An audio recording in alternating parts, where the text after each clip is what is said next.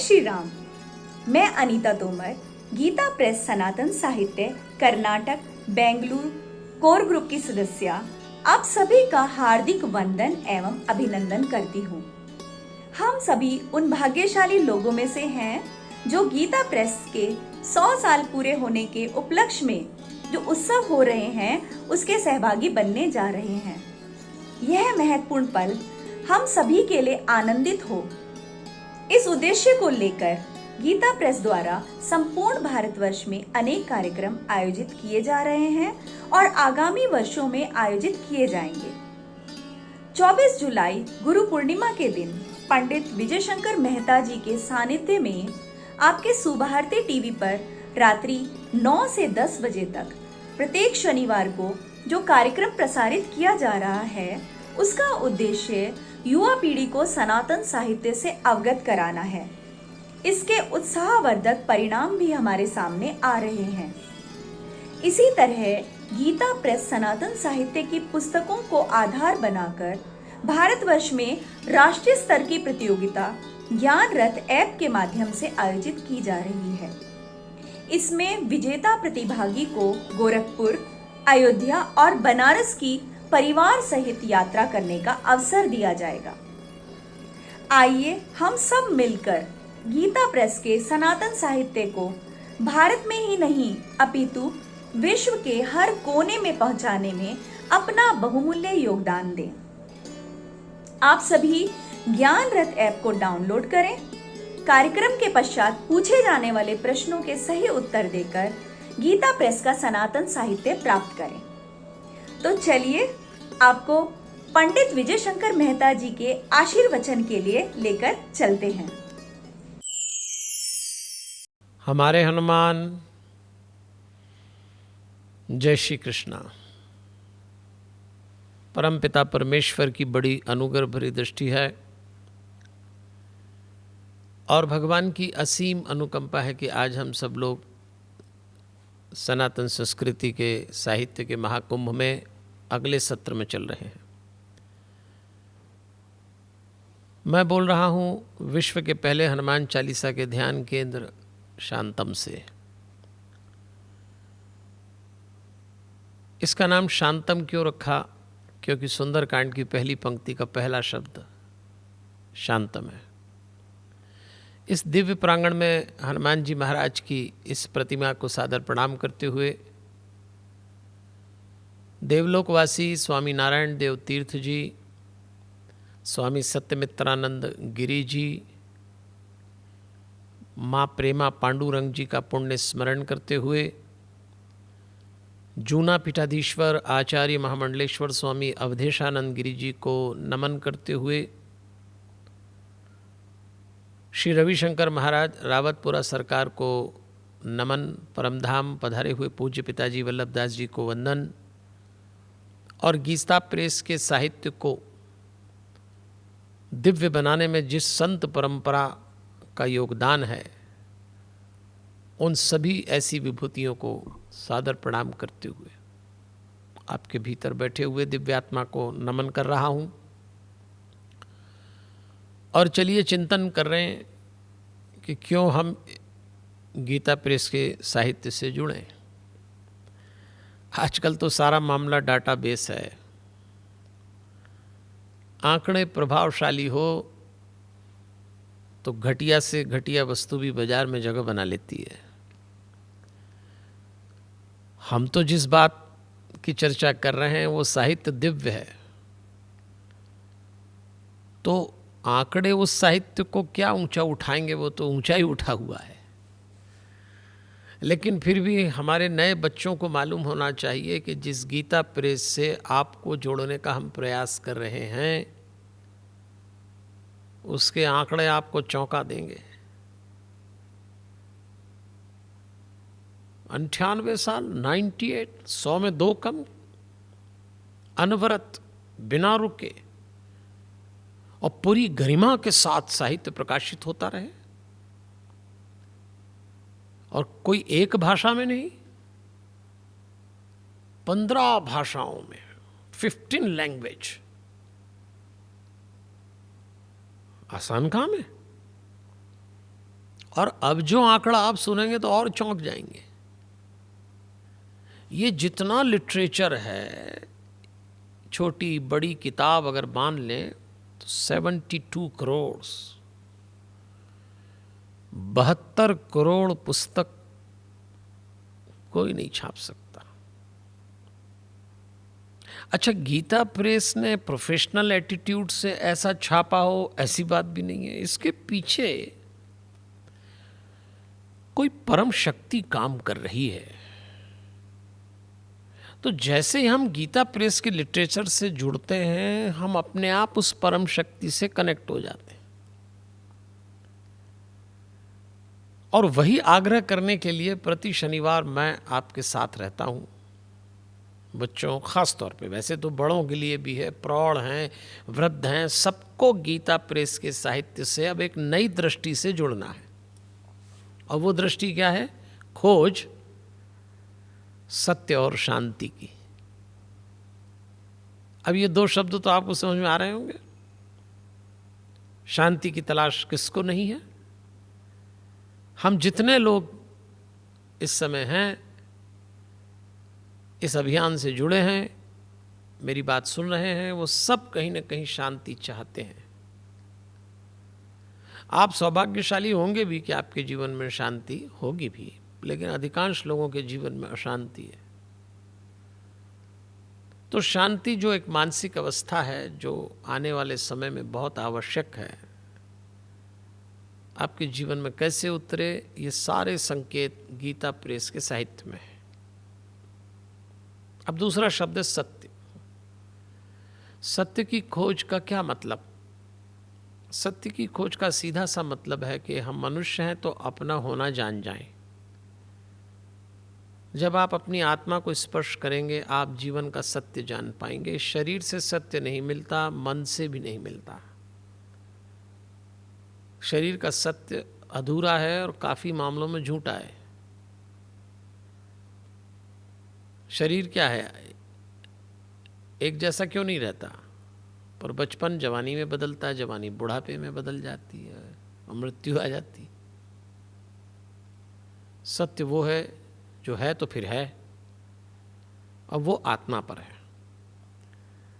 और इसके लिए विशाल साहित्य हमारे ऋषि मुनियों ने तैयार किया। और गीता प्रेस से जुड़े जो मनीषी थे, वो भी कोई ऋषि मुनि से कम नहीं थे। इस युग के ऋषि मुनि ही थे। चाहे वो हनुमान प्रसाद पोद्दार जी हों, जय दयाल गोयनका जी हों, और भी, मैं सबके नाम बीच बीच में सिर्फ आपकी स्मृति के लिए। महान लोग थे ये। आज जो फसल हम काट रहे हैं, उन्होंने बोए बीज हैं। तो कम से कम जो बीज उन्होंने बोए, जो फसल बनी, उसका ठीक उपयोग तो कर लें हम। इसलिए ये अभियान है। आपको याद दिला दूं, हमने इस पूरे लिटरेचर को 4 भाग में बांट दिया: सतयुग, त्रेता, द्वापर, कलयुग।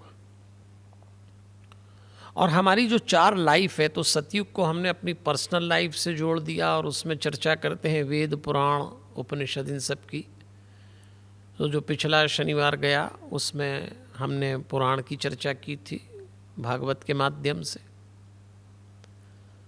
आज हमारा विषय है त्रेता युग। नायक हैं श्री राम। और रामचरितमानस जो गोस्वामी तुलसीदास जी ने लिखा है, वो सर्वाधिक लोकप्रिय है, घर घर में स्थापित है, वैष्णव के मन में रचता बसता है। तो अभी हम उनके माध्यम से समझेंगे शांति और सत्य को।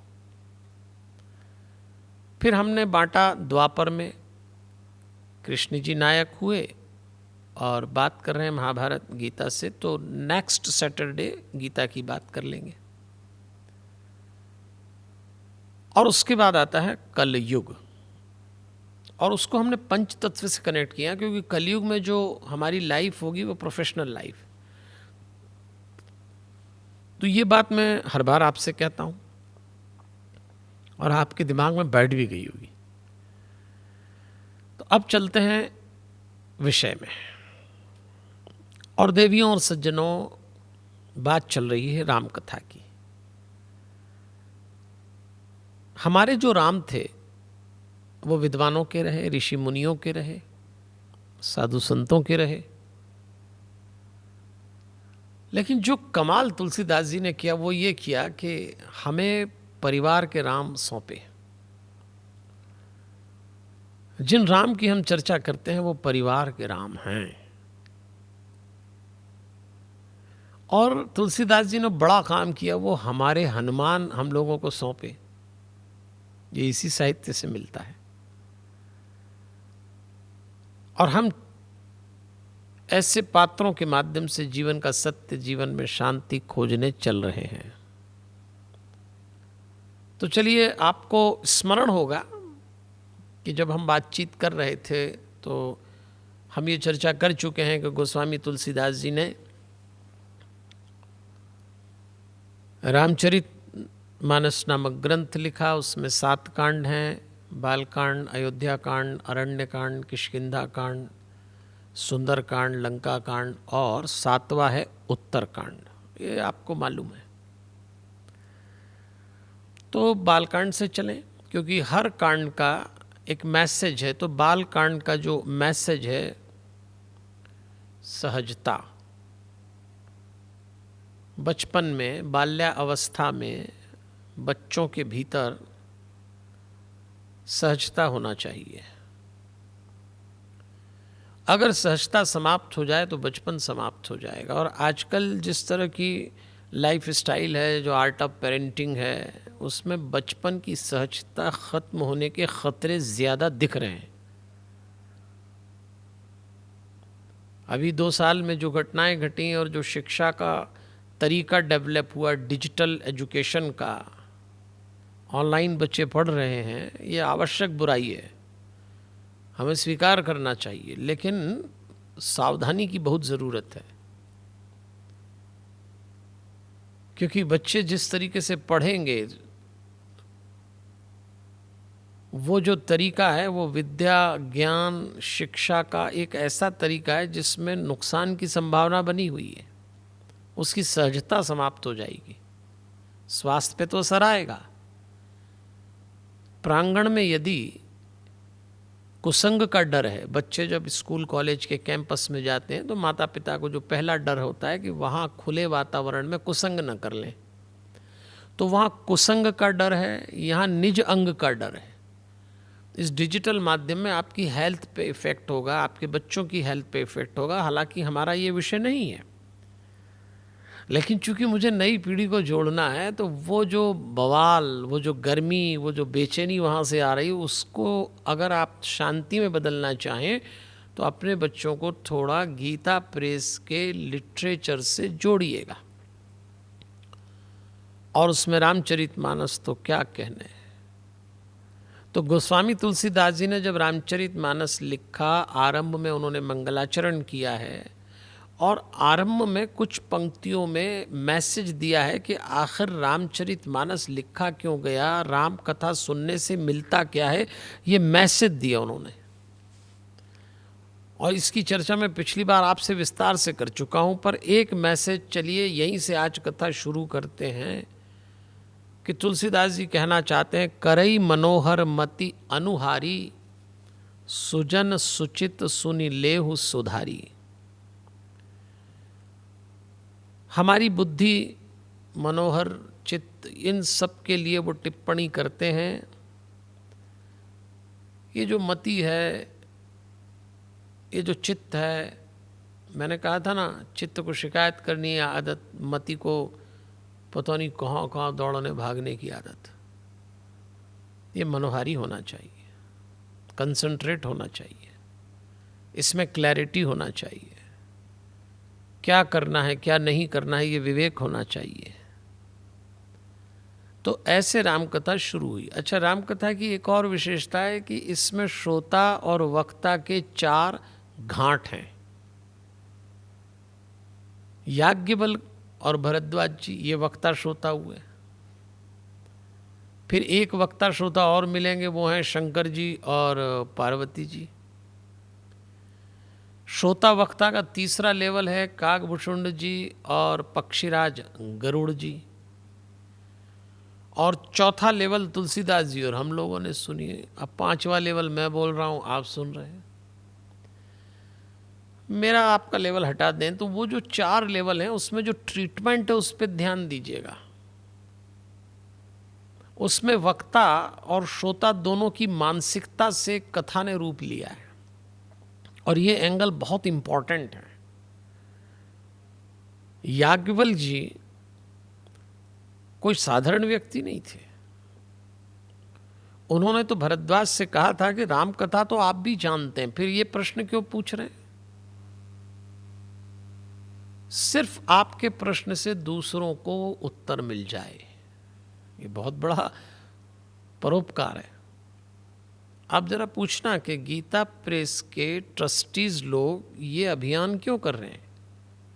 क्या 100 साल पूरे होने पे एक आयोजन करना है को वो कर सकते हैं, कर लेंगे, लेकिन ये सब क्यों कर रहे हैं कि हम और आप बात करें? सिर्फ इसीलिए कि उनके माध्यम से जीवन के कई सूत्र लोगों को मिल जाएं घर बैठे। ये पर्पस होता है, और ये बड़ा शुद्ध और पवित्र उद्देश्य है। तो हम में से कई लोगों को गलतफहमी हो सकती है कि गीता प्रेस भी प्रचार प्रसार में लग गया। अरे प्रचार प्रसार के पीछे की नीयत देखो आप। प्रचार प्रसार में बुराई नहीं है, बुराई होती है उसके पीछे की नीयत में। तो लोग प्रचार प्रसार कोई कोसने लगते हैं कि प्रचार प्रसार प्रेमी है। प्रचार प्रसार तो करना ही चाहिए, सबने किया है। हाँ, उसके पीछे की नीयत क्या है? तो गीता प्रेस की एक ही नियत है, आपके जीवन में सत्य उतरे, शांति उतरे। तो भरद्वाज जी से यही तो कहा गया था। चलो दूसरे वक्ता श्रोता को देखते हैं। वो थी पार्वती जी और शंकर जी। शंकर जी वक्ता, पार्वती जी श्रोता। वैसे तो आगे प्रसंग आएगा, यहां मैं इशारा कर रहा हूं आपको। इनका भी मेंटल लेवल देखिएगा आप। पार्वती जी ने विवाह के पश्चात जब कैलाश पे दोनों पति पत्नी पहुंचे तो पार्वती जी ने शंकर जी से प्रश्न पूछा। और प्रश्न ये था कि पिछले जन्म में सती के रूप में मैंने श्री राम पे संदेह किया था, तो इस जन्म में मैं आपसे जानना चाहती हूं राम कौन है। और शंकर जी ने धन्यवाद दिया था। और यहां से वक्ता ने कथा सुनाना शुरू की जिज्ञासा को शांत करने के लिए। 2 काम किए थे पार्वती जी। एक तो प्रायश्चित किया, क्योंकि पिछले जन्म में सती के रूप में गलती कर चुकी थी। दूसरा जिज्ञासा बताई, और उनकी जिज्ञासा से सारे संसार को राम कथा का अमृत मिल गया। आज की जो पीढ़ी है वो बड़ी जिज्ञासु है, लॉजिकल है। आप कोई बात उनसे कह दें और वो मान लें, ऐसा नहीं होगा। ये बच्चे सवाल पूछेंगे, ऐसा क्यों करें, ऐसा क्यों करना चाहिए, उनके साथ ऐसे कैसे हो गया, हम कैसे मान लें, हमारे लिए क्या ज़रूरी है। ये सारी बातें बच्चे करेंगे। लेकिन हमारा उद्देश्य इसके पीछे क्या होना चाहिए? उन बच्चों के समझाने के लिए हमको ऐसा तरीका अपनाना है कि सबका भला हो जाए। और वही तरीका गीता प्रेस ने अपनाया है, इसलिए उसके लिटरेचर से आपको कनेक्ट होना है।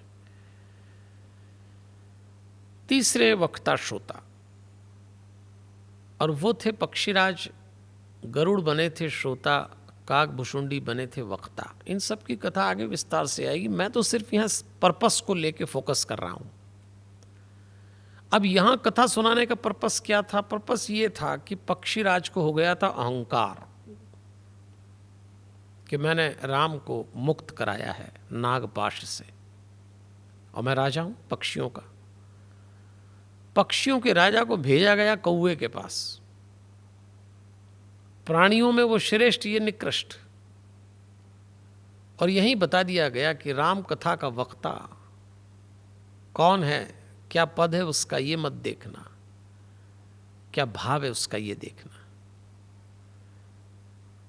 और एक राजा के अहंकार को मिटाने के लिए कथा कही गई। हम सब के भीतर बहुत अहंकार है। एक तो अपने मनुष्य होने का, उसके बाद पुरुष होने का, मैं पुरुष, मैं सब कर सकता हूँ। स्त्री होने का, मैं स्त्री, स्त्री की देह से क्या नहीं करा सकती किसी से। किसी को धनवान होने का, किसी को पद प्रतिष्ठा। जीवन की छोटी छोटी गतिविधियों में भी लोग अहंकार ढूंढ लेते हैं, अहंकार घोल देते हैं। तो ये वक्ता श्रोता ये समझा रहे हैं। और चौथा लेवल तुलसीदास जी का और हम लोगों का है, उन्होंने हमारे लिए लिखी है। और मुझे इसमें जो सबसे अच्छा एंगल लगता है कि तुलसीदास जी ने अपने जीवन में बहुत विपरीत सहा, बचपन से लेके युवा अवस्था तक। एक व्यक्ति के जीवन में इतना विपरीत आए, इतना विषपान करना पड़े और वो व्यक्ति संसार को राम कथा का अमृत दे दे, ये सीखना चाहिए। दुनिया आपको क्या दे रही है ये बात पीछे आएगी, आप क्या लौटा सकते हैं श्रेष्ठ, ये पहले आएगी। ऊपर वाला यही देख रहा है। भगवान लगातार इस बात को वॉच करता है कि लोगों ने आपको परेशान किया होगा, आपका नुकसान किया होगा, संसार ने आपको दिक्कत दी होगी, लेकिन आपने क्या रिटर्न किया? करुणा, प्रेम, अपनापन, क्षमा, दया। अगर आप ये लौटाते हैं तो ऊपर वाला आपसे सीधे कनेक्ट हो जाता है। और ऊपर वाला आपसे कनेक्ट होकर यही कहता है कि तूने मेरे दिल का काम किया है, तो अब मैं तेरे दिल के पास आ गया। यही सारी बातें तो समझाई गई हैं गीता प्रेस के लिटरेचर में। और गीता प्रेस ने जो रामचरितमानस छापा है, क्या कहने उसके। मुझे तो ऐसा लगता है एक पुस्तक घर में सांस लेती है, उसका नाम रामचरितमानस है, और उसकी सांस से कईयों को प्राण वायु मिल जाती है ऐसा। अगर आप मेरी बात सुन रहे हैं तो ये बात आगे तक पहुंचा देना कि हर घर में गीता प्रेस की रामचरितमानस और गीता प्रेस की गीता होना ही चाहिए। आप रख के देखिए, कोई जादू चमत्कार नहीं है, पर उन पृष्ठों में जो विचार हैं वो विचार मंत्र हैं, और मंत्र अपना असर करते हैं। इसलिए ये पुस्तक घर घर में होना चाहिए।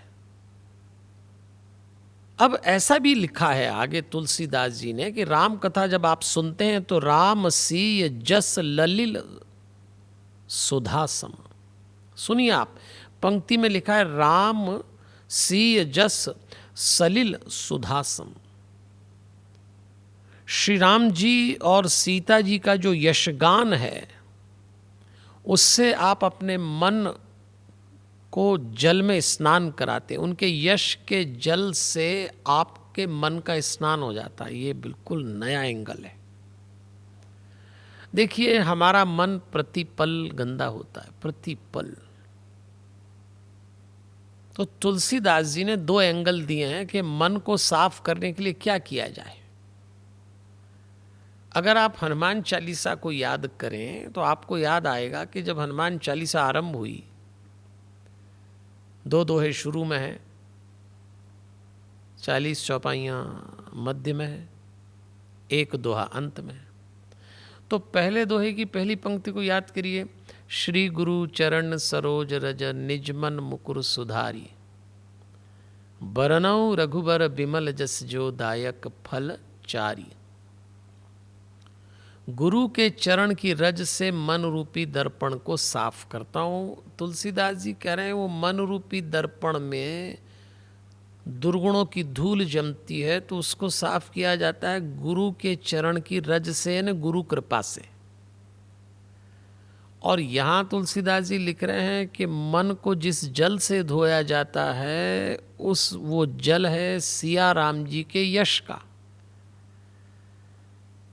तो जब आप भगवान के गुण सुनते हैं, गाते हैं, उनका यशगान करते हैं, तो वो जल आपके मन को धोता है।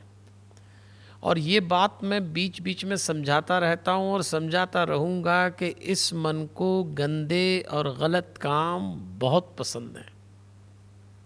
अभी आप कथा सुन रहे हैं, मन कुछ भी गंदा सोच सकता, कुछ भी मतलब कुछ भी। और ये जब सोचता है तो बाहर पता नहीं लगता, हाँ तरंगों से पता लग जाता है।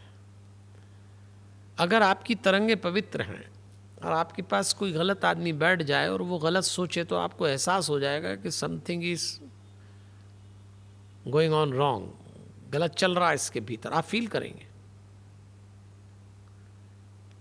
और जब हम गलत सोचेंगे तो सामने वाला भी फील करेगा।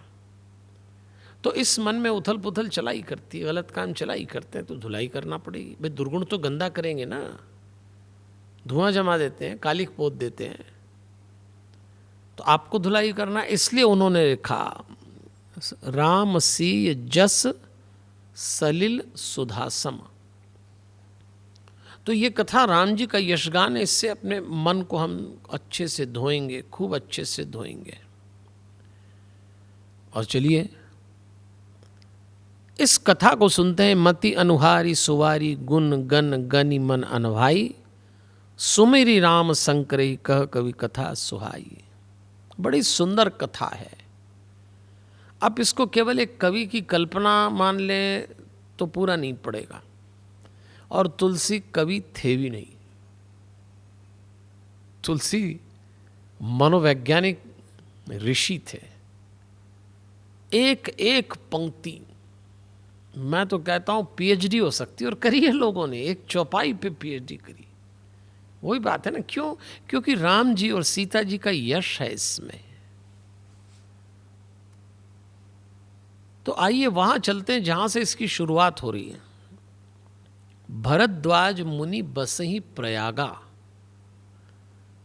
तिनहि राम पद अति अनुरागा। जाग बलिक मुनि परम विवेक की, भरद्वाज राखे मुनि पद टेकी। थोड़ा समझते हैं इस दृश्य को। एक ऋषि जिनका नाम भरद्वाज है, अपने आश्रम में बैठे थे। साधु संतों का जमघट लगा था, बातचीत हो रही थी, मेला भरा हुआ था। जब सब निपट गया, अपने अपने घर जाने लगे, तो भरद्वाज जी ने एक मुनि को रोक लिया जिनका नाम था याज्ञवल्क्य, जिनको यहां लिखा है जागबलिक, याज्ञवल्क। याज्ञवल्क जी ने भरद्वाज से पूछा क्या बात है, क्यों रोकते हैं? बोले थोड़ी सी बात है, आप रुक जाइए। क्या बात है? भरद्वाज जी कहते हैं राखे पद टेकी, प्रणाम करके रोका और ये कहा कि मेरा निवेदन है कि आप मुझे राम कथा सुनाइए, आप मुझे राम कथा सुनाइए। याज्ञवल्क्य जी ने कहा भरद्वाज जी, मैं अच्छी तरह जानता हूं आपकी भक्ति, आपके स्तर, आपकी कक्षा को, फिर भी आप ये जो सवाल पूछ रहे हैं तो मुझे अच्छी तरह ध्यान आ गया कि ये सवाल आप अपने लिए नहीं पूछ रहे। आपका उद्देश्य है कि हमारी आपकी वार्तालाप में जो राम कथा का जन्म हो, उससे सारे संसार का भला हो जाए, इसलिए पूछ रहे हैं आप। देखो, आप साधु का स्वभाव होता है उसकी हर गतिविधि से दूसरों का भला हो जाए, वही साधु है। तो यदि आपकी किसी भी गतिविधि से किसी का भला है तो आप साधु मान लिए जाएंगे भगवान की दृष्टि में। उसमें आपको कपड़े बदलने की ज़रूरत नहीं है। लोगों को लगता है जो भगवा कपड़े पहनेगा, माला होगी, तिलक होगा, शिखा होगी, मुंह से कुछ भगवान का नाम निकल रहा होगा, वो साधु। यहाँ दुनिया इसको मानती होगी, ऊपर वाला नहीं मानता। ऊपर वाला कहता है तुम्हारे हाथ से सत्कार हुआ, मैंने तुम्हें साधु का टाइटल दिया। तो भरद्वाज जी का उद्देश्य तो यही था। तो याज्ञवल्क्य जी कहा भी कि तात सुनहु सादर मन लाई। चलो, अब प्रोटोकॉल मेंटेन कराया उन्होंने, बैठ गए वो और कहा कि मैं कथा सुनाना आरंभ करता हूं तो कैसे सुनाऊंगा और तुम कैसे सुनोगे? तो उन्होंने कहा तात सुनहु सादर मन लाई। अब ध्यान देना आप शब्दों पे, सादर मन लाई, आदर के साथ सुनना, मन लाई, मन लगाकर सुनना। क्योंकि उनको मालूम था कि जब आप कथा सुनने बैठेंगे, अच्छा लिटरेचर सुनने बैठेंगे, तो सबसे बड़ी बाधा मन।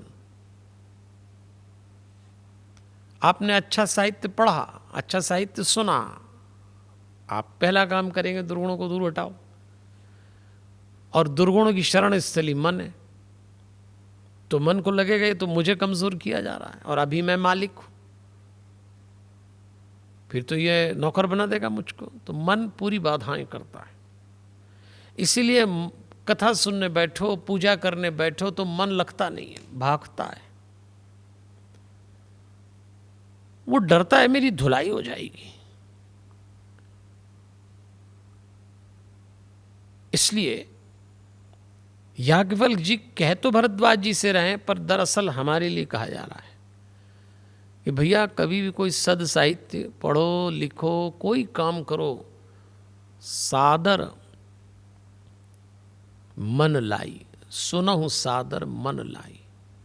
सादर शब्द बोला आदर, एक रिस्पेक्ट होना चाहिए, एक प्रोटोकॉल होना चाहिए, एक कायदा होना चाहिए कथा सुनने का, किताब पढ़ने का।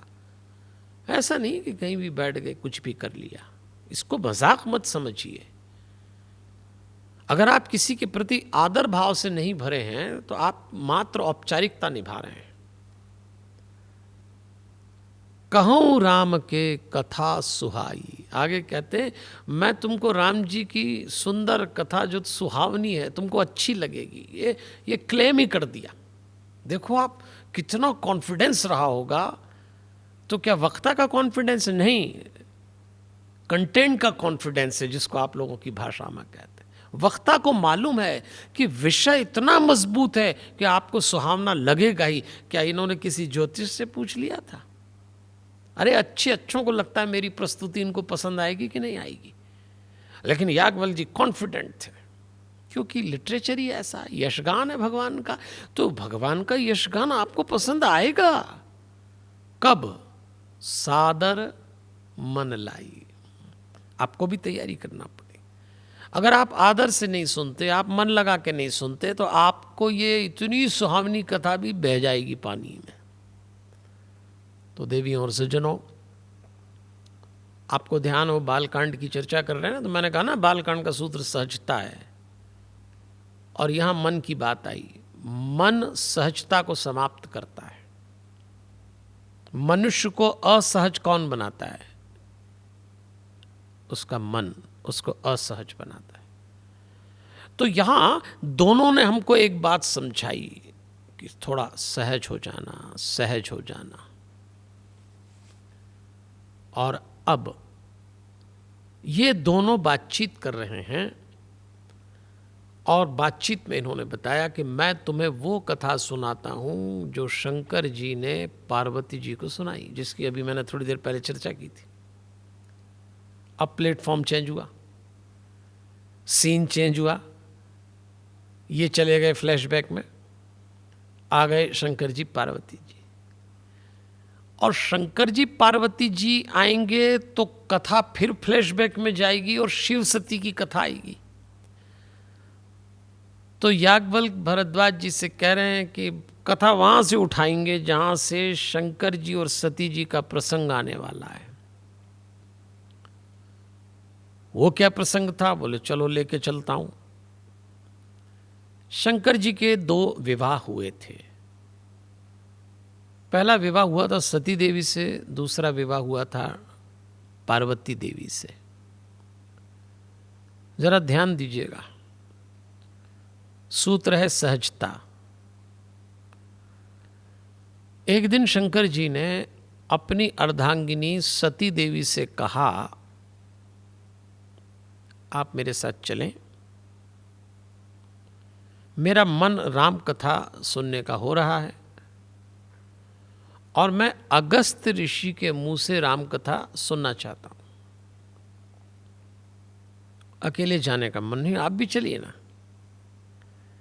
एक गृहस्थ को मंगल कार्य, सद कार्य, धार्मिक अनुष्ठान जोड़े से करना चाहिए, अच्छा रहता है, समझ परिपक्व होती। कई लोग कहते हैं जोड़े से करो तो पुण्य मिले। मैं हमेशा कहता हूँ पाप पुण्य का चक्कर मत पालो। हस्बैंड वाइफ एक साथ कथा सुनेंगे तो वो जो थॉट हैं वो दोनों को क्लैरिटी के साथ आएंगे, क्योंकि दोनों की एक्सेप्टेबिलिटी का पावर अलग है। अभी क्या होता है, पति सुन के आता है कथा, पत्नी को घर जाके ठोक देता है, अब वो उस मीटर पे डिसाइड ही नहीं थी, तो तुम अपना ज्ञान बांट रहे हो, वो कहती रहने दो, तुम्हारे जैसे कई देखे। आप लोगों की बात नहीं कर रहा हूँ, आप जितने पति पति सुन रहे होंगे वो तो बहुत समझदार हैं, पर कुछ लोग, पत्नी कथा सुन के आती है और फिर कथा बाँचती है पति को, पति कहता है क्यों यार तुम्हारा भी दिमाग ख़राब करके आई, मेरा भी खराब, क्योंकि दोनों मीटर पे डिसाइड नहीं है, दोनों का लेवल चेंज है, एटमॉस्फेयर चेंज है।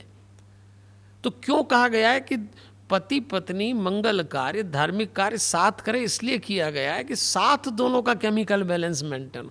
लोग समझते पति पत्नी को पुण्य मिलेगा एक साथ, अरे छोड़ो पुण्य उड़ने का चक्कर, आप अभी होता है मिलता है, मैं ये नहीं कहता, पर आपकी जो ज़रूरत है क्या करोगे पुण्य को लेके? पुण्य से कोई रोटी पेट भराएगा? पुण्य से कुछ बच्चे आपके बड़े ऊंचे पड़ जाएंगे? वो तो परिश्रम करना पड़ेगा, उसके लिए पुरुषार्थ करना पड़ेगा। और फिर दोहरा देता हूं, जो बार बार दोहराता हूं, कि दुनिया में दो बीज ऐसे हैं जिनकी हत्या नहीं होती, एक पाप का बीज, एक पुण्य का बीज। पाप बोएंगे पाप उगेगा, पुण्य बोएंगे पुण्य उगेगा। कई बार लोगों को लगता है हम पुण्य के बीज बोएंगे तो हमारे पाप कट जाएंगे, माफ करना। आप पुण्य यानी सदकार्य करेंगे, रिजल्ट अच्छा मिलेगा, गलत काम करेंगे रिजल्ट मिलेगा, पर यह मत सोचना कि काम गलत करें उसके बाद दान कर दें, स्कूल बनवा दें, पंडितों को दान कर दें तो हमारा पुण्य हो गया, अब उससे पाप कट जाएगा। बिल्कुल नहीं होगा ऐसा। तो पति पत्नी एक साथ सदकार्य करें, रिजल्ट एक साथ मिलेगा। तो शिव जी ने कहा सती जी से आप भी चलिए। अब सती जी किसकी बेटी? दक्ष राज की। दक्ष को अंग्रेजी में टैलेंटेड कहते हैं। दक्ष की बेटी थी तो सवाल तो करना ही था। आप अपने अभी बच्चों से पूछ के देखना कि पढ़े लिखे जो बच्चे आजकल कहेंगे जो कथा सुनने चल रहे हो तो 50 सवाल करेंगे, क्यों सुने? अरे भाई कुछ ज्ञान मिलेगा तो उससे क्या होगा, पास हो जाएंगे क्या? अरे पास फेल तो तुमको पढ़ाई से होगा, पर फिर क्या मिलेगा? अच्छी नौकरी मिल जाएगी कथा सुनने से? ऐसे सवाल करेंगे क्योंकि पढ़े लिखे हैं, उनका अपना लॉजिक का लेवल है, उनकी अप्रोच अलग है। सती जी ऐसी थी। शंकर जी ने कहा चलिए, क्या उन्होंने भी सोचा चलो खाली बैठे इनके साथ ही चलो। पति पत्नी पहुंच गए अगस्त ऋषि के आश्रम में। अगस्त ऋषि को कुंभज ऋषि भी कहा है। बड़ी प्यारी बात आई है, एक एंगल है, सोच कीजिएगा कि अगस्त मतलब कुंभज, घड़ा। अगस्त ऋषि ने क्या किया था? समुद्र पी गए थे। रामकथा समुद्र की तरह है, बहुत बड़ी है। एक अच्छा वक्ता बहुत बड़े लिटरेचर को एक छोटे से घड़े में समेट के आपको पिला देता है, वरना तो बह ही जाए लोग, इतना बड़ा साहित्य। तो अगस्त ऋषि की विशेषता थी कि कथा बड़ी अच्छी सुनाते थे, एकदम उसका जीस्ट, उसका निचोड़ निकाला, घड़े में रखा, आपको पिला दिया। ऐसा होता है ना, प्याऊ में जाइए, मटका रखा है तो आपके मटके से सीधे पानी पी लेंगे, उसमें गिलास रखा है, लोटा रखा है, उस जल में से वो निकाला, वही जल है इसमें जो घड़े में, उसका हिस्सा आ गया और आपने पी लिया। तो अगस्त ऋषि ने यही काम किया था, सारी राम कथा का जो निचोड़ था वो पिलाना था। और बहुत अच्छे वक्त आते तो शिव जी ने कहा इनके मुंह से सुनेंगे। शिव और सती जी पहुंच गई, कथा चल रही थी उनके आश्रम में, और अचानक वक्ता की दृष्टि पड़ी कि अरे महादेव जी आए हैं, साथ में माता जी भी आई हैं। संग सती जग जननी भवानी, ऐसा शब्द आया है। एक बार त्रेता जुग माही, शंभु गए कुंभज ऋषि पाही, संग सती जग जननी भवानी, पूजे ऋषि अखिलेश्वर जानी, ऐसा लिखा है। तुलसीदास जी ने जाते समय सती जी को संग सती जग जननी भवानी लिखा है। ऋषि ने देखा अगस्त जी ने मेरे आश्रम में आए हैं तो पूजन करी, और जैसे ही उन्होंने प्रणाम किया शंकर जी को, खड़े होकर सम्मान दिया, पूजन की विधि करी, माथा ठनक गया सती देवी का। और सती देवी ने विचार किया कि ये जो अभी अभी मेरे पति के चरणों में प्रणाम कर रहा है, ये क्या कथा सुनाएगा। बात ठीक थी, लॉजिकली सोचने में ठीक लगती है। जो नियम है, जो कायदा है, वो ये है कि श्रोता वक्ता का सम्मान करते हैं, वक्ता को पूछते हैं। अब यहाँ उल्टा हो गया, वक्ता श्रोता को पूछ रहा है, तो डाउट तो होना था, हो गई खोपड़ी खराब।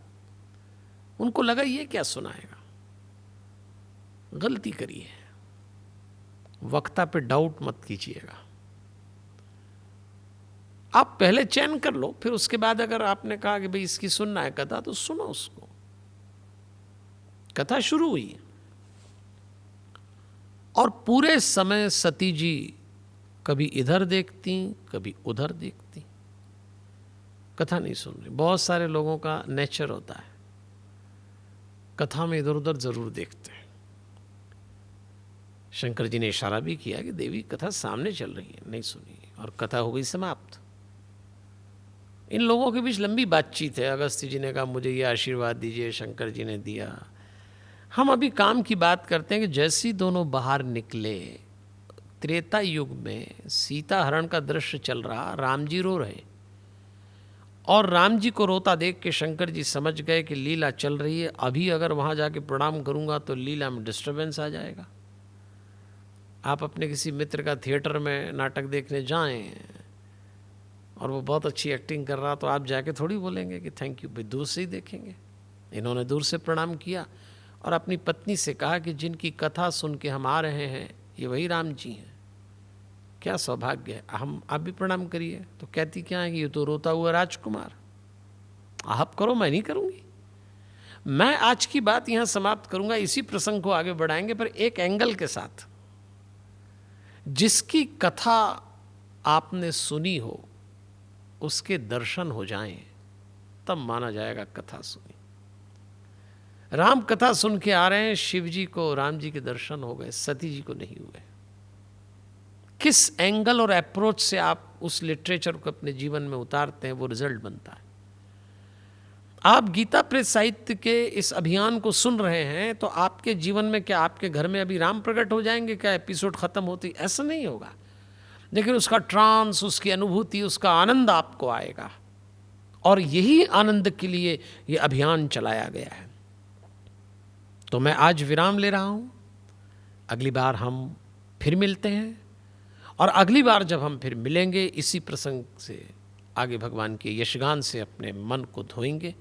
विश्वास रखिए, गीता प्रेस का जो साहित्य है एक ऐसा जल है जिससे आप अपने दुर्गुणों को धो सकते हैं, एक ऐसा जल है जिसको पी के आप तृप्त हो सकते हैं, क्योंकि सारा मामला खोज, सत्य और शांति का है।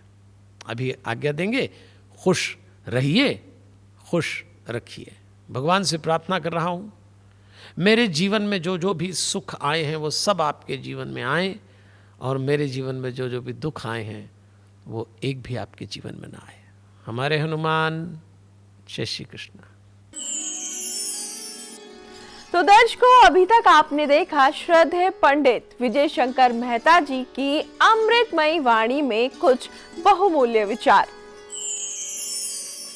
बोलिए सत्य सनातन धर्म की जय। सत्य सनातन धर्म के लिए, जिसे हिंदुओं ने सनातन धर्म कहा है, इस सनातन धर्म के लिए गीता प्रेस की जो महती भूमिका है उसकी मैं भूरी भूरी प्रशंसा करता हूँ। गीता प्रेस ने लाभ के लिए नहीं, सनातन धर्म के प्रचार के लिए बड़ी भारी भूमिका अदा की है।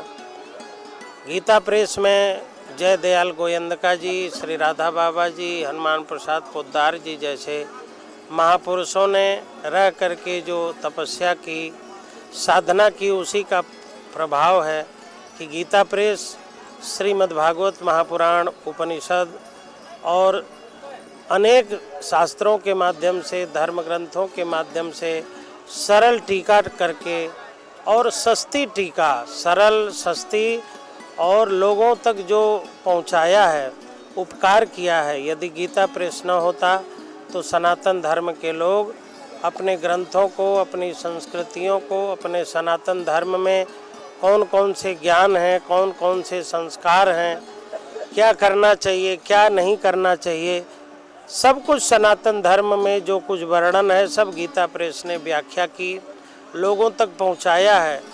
बहुत बड़ा मेहनत करके, प्रयास करके गीता प्रेस ने जो अपनी भूमिका निर्वहन की है, मैं गीता प्रेस के प्रति साधुवाद देता हूँ। इसके व्यवस्थापकों के प्रति बहुत बहुत आदर प्रकट करता हूँ और मैं जनमानस से आग्रह करता हूँ कि गीता प्रेस के ग्रंथों को अपने घर में रखें। सभी ग्रंथों के प्रति, करोड़ों ग्रंथ हैं सनातन धर्म के, गीता प्रेस ने सबको छपवाया, हर भाषा में छपवाया कि कोई कहीं भी है, किसी भी भाषा में समझता हो तो ले जाए, अपने सनातन धर्म के प्रचार प्रसार में लगे। मैं सभी से आग्रह करता हूं कि गीता प्रेस के पुस्तकों को खरीदें, अपने घरों में रखें, पढ़ें और अपने बच्चों को पढ़ाएं। उससे बड़ा कल्याण होगा, जनमानस का कल्याण होगा, परिवार का कल्याण होगा, अपने संस्कारों का पता चलेगा। अपने संस्कारों और संस्कृति में रहेंगे तो आपका हमेशा मंगल होता रहेगा। इसलिए गीता प्रेस से अपने आप को जोड़ें। गीता प्रेस की भूमिका के प्रति, गीता प्रेस के भावना के प्रति, ग्रंथों के लगाव के प्रति मैं बहुत बहुत साधुवाद और धन्यवाद ज्ञापित करता हूँ। जय श्री कृष्णा हमारे हनुमान। मैं रश्मि मेनन आज आपके समक्ष एक ऐसा खास प्रोग्राम लेकर आई हूँ जिसमें भारत की एक महान धरोहर गीता प्रेस गोरखपुर के सनातन साहित्य के महाकुंभ 2023 के पहले होने वाले ज्ञानवर्धक कार्यक्रमों से जोड़ना चाहूंगी, जिसमें बात होगी ज्ञान, ध्यान, संस्कार, संस्कृति के साथ धर्म की। चर्चा होगी वेद, पुराण, रामायण, गीता, महाभारत के साथ साथ अनेकों सनातन साहित्य की। यही नहीं, सन 1923 में स्थापित होने के बाद गीता प्रेस के लगभग 1927 वर्तमान प्रकाशनों में 877 प्रकाशन संस्कृत एवं हिंदी में है और शेष प्रकाशन गुजराती, मराठी, तेलुगु, बांग्ला, उड़िया, तमिल, कन्नड़ तथा अंग्रेजी भाषा में है। एक बात और आपको बताते चले कि श्री रामचरितमानस और अन्य महत्वपूर्ण ग्रंथों का प्रकाशन नेपाली भाषा में भी किया गया है तथा कुल मिलाकर एक अनुमान के अनुसार 72 करोड़ से अधिक ग्रंथों का प्रकाशन किया जा चुका है। नमस्ते, मेरा नाम सुमन पांडे है। मैं काठमांडू, नेपाल से हूँ। बच्चों से लेकर हम जितना भी धार्मिक प्रकाशन पढ़ते थे वो सब गीता प्रेस गोरखपुर से पब्लिश हुआ करता था। उससे ज़्यादा तो क्या है, हमारे नेपाल में जो पंचांग चलता था आज से 20-25 साल आगे, वो भी गीता प्रेस से ही प्रकाशित होता था। लेकिन आजकल तो अब उसी के कॉपी करके नेपाल में वहीं का प्रेस भी पब्लिश करने लगे। गीता प्रेस आगामी 2023 में जो 100 वर्ष पूरा कर रहा है, उसके उपलक्ष्य में मैं समस्त गीता प्रेस परिवार को हार्दिक शुभकामनाएं व्यक्त करना चाहता हूँ। यह अत्यंत गौरव की बात है कि गीता प्रेस के प्रकाशन के अब 100 वर्ष मई 2023 में पूरे हो रहे हैं और हम सब इस महाकुंभ के भागीदार बनने जा रहे हैं, जिसकी शुरुआत 24 जुलाई 2021 से हो चुकी है और अब तक करोड़ों दर्शक इससे जुड़ चुके हैं।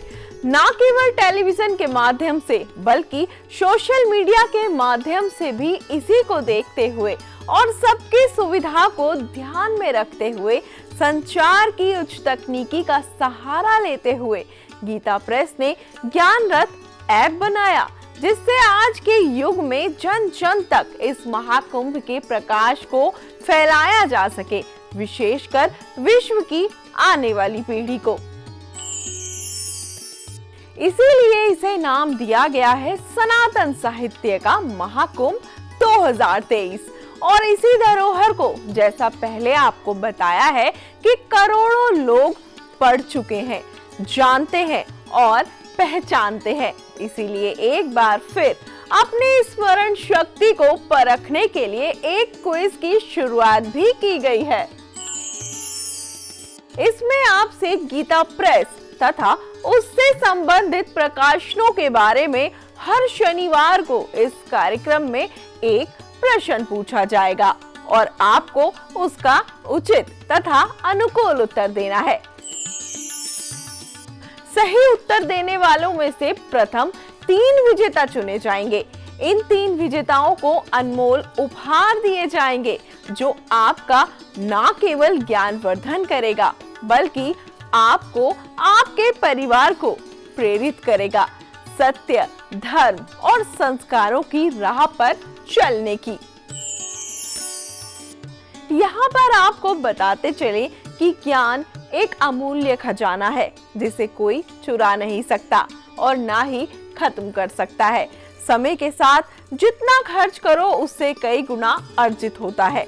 यह एक ऐसा अथाह सागर है जिसमें हजारों ज्ञान रूपी हीरे हर पल जुड़ते हैं। हमारे क्विज के प्रथम 3 विजेताओं को गीता प्रेस की पुस्तकों का सेट एकदम फ्री दिया जाएगा। प्रथम विजेता को 51 पुस्तकों का सेट, द्वितीय विजेता को 31 पुस्तकों का सेट, तृतीय विजेता को 11 पुस्तकों का सेट। दर्शकों, गीता प्रेस के सनातन साहित्य के महाकुंभ 2023 का शंखनाद 24 जुलाई 2021 को श्रद्धेय पंडित विजय शंकर मेहता जी ने किया था और आपके अपने सुभारती चैनल पर यह हर शनिवार रात्रि 9 से 10 बजे तक एक अमृतवाणी की तरह प्रसारित होता है। इसके तहत आपकी जिज्ञासा और प्रश्नों के उत्तर देने के लिए एक क्विज की शुरुआत 31 जुलाई 2021 से आरंभ की गई। जिज्ञासा आपकी, खोज सत्य की। पिछले सप्ताह का प्रश्न, श्रीमद् भगवद गीता के दूसरे अध्याय का नाम क्या है? सांख्य योग, कर्म योग, ज्ञान योग या लय योग? इस क्विज के उत्तर के रूप में हमारे पास लाखों लोगों ने अपने जवाब भेजे। आपको यह बताते चले कि आपके उत्तरों को बहुत ही वैज्ञानिक एवं निष्पक्ष तरीके से गीता प्रेस के ज्ञान रथ ऐप के द्वारा प्रोसेस किया गया। सही जवाब है सांख्य योग। और चुने गए 3 विजेता जिनकी घोषणा हम कर रहे हैं। पहले विजेता हैं श्री अमित राज, सिलीगुड़ी, बंगाल। दूसरे विजेता हैं श्री संदीप कुमार दुबे, कलकत्ता, बंगाल। तीसरे विजेता हैं श्री भंवर, जैसलमेर, राजस्थान।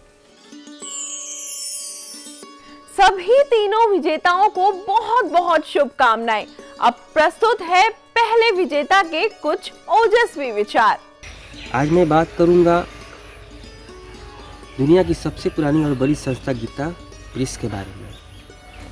गीता प्रेस सन 1923 से मानव कल्याण के लिए सोचते एवं लिखते आ रहा है। गीता प्रेस हमारे आध्यात्मिक ग्रंथों को हमारे सामने सुंदर चित्र रेखा में विभिन्न भाषाओं में हमारे सामने परिचय देते आ रहा है, हमारे सामने पहुंचाते आ रहा है। गीता प्रेस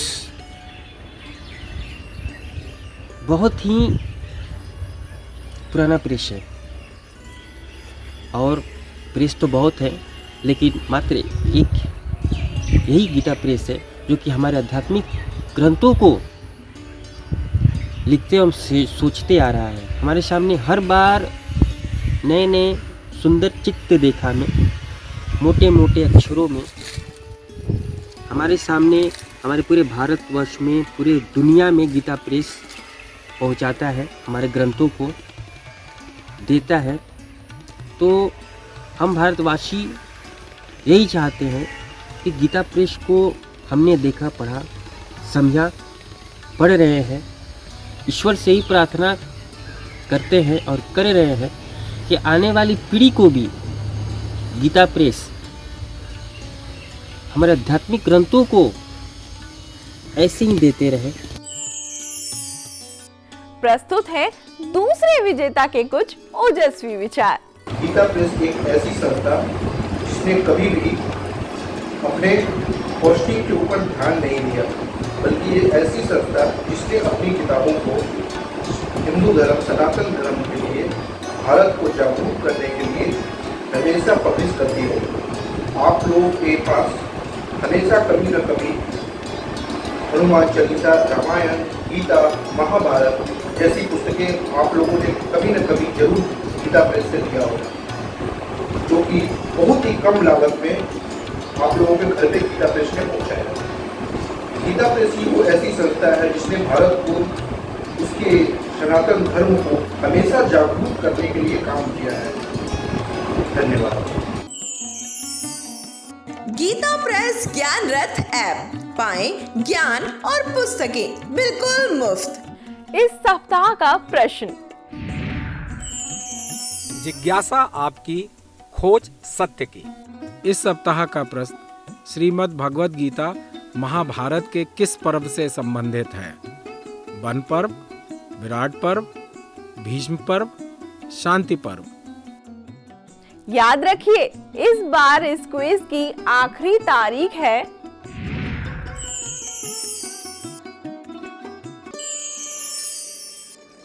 लाखों दर्शकों ने ज्ञान रथ ऐप को डाउनलोड कर प्रतियोगिता में भाग लिया। अगर आप भी अभी तक ज्ञान रथ में सवार नहीं हुए हैं तो तुरंत ही ऐप को डाउनलोड करें। tinyurl.com/gyanrath। ज्ञान रथ पर सवार हो, पाए ज्ञान। बहुत बात कर ली, अब गीता, रामायण और अपने धर्म और पथ प्रदर्शकों के बारे में जाने और पहचाने अपनी मुट्ठी की ताकत को। कल करे सो आज कर, आज करे सो अब, तो देर किस बात की। गीता प्रेस सनातन साहित्य सन 1923 से सत्य और शांति के लिए मानवता की सेवा में। गीता प्रेस ज्ञान रथ राष्ट्रीय प्रश्नोत्तरी प्रतियोगिता 2021। डाउनलोड करें गीता प्रेस ज्ञान रथ ऐप और भाग लें प्रतियोगिता में। जीतने वाले प्रतियोगियों को अयोध्या, वाराणसी और गोरखपुर परिवार सहित फ्री यात्रा कराई जाएगी। तो देर किस बात की, अभी डाउनलोड करें ज्ञान रथ ऐप। याद रखिए, इस बार इस क्विज की आखिरी तारीख है